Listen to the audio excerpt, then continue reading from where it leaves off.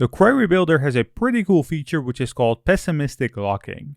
And pessimistic locking is a technique that is used to prevent conflicts between multiple users when accessing the same resource. This is a pretty important feature to have in an application where multiple users are working with the same data at the same time.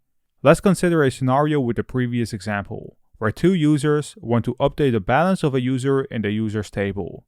Without pessimistic locking, both users could update the balance at the same time, and potentially overwrite each other's changes.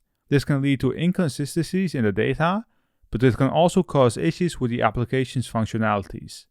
To prevent this scenario, we can use pessimistic locking, which will ensure that only one user can update the balance at a time.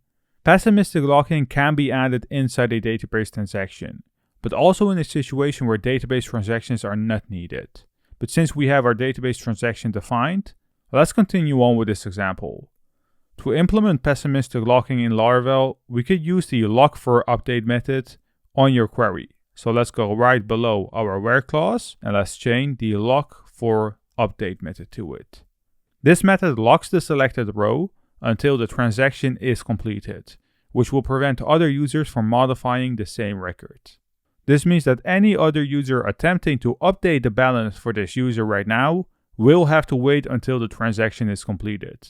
There's no point of refreshing the browser and see what the output is, since it doesn't show anything to the user. But behind the scenes, it ensures that the data remains consistent and accurate, even when multiple users are accessing it. Next to the lockForUpdate method, you can also use the sharedLock method. The sharedLock method is another method in Laravel's query builder that can be used for locking rows in a table. It is similar to the lockForUpdate method, but it locks the selected row for shared reading instead of exclusive writing. This means that other users can still read the locked rows, but they cannot modify them until the lock is released. And I usually prefer to work with the sharedLock method because I do want to output the data, but I don't want them to update it. By chaining it on our query right here, we will lock the row with ID number 1 for shared reading, allowing other users to read the row but not modify it until the lock is released. Quick summary: by using pessimistic locking, we can ensure that multiple users can safely access and modify the same resource without having conflicts with each other. This ensures that the data remains consistent and accurate even when multiple users are accessing it.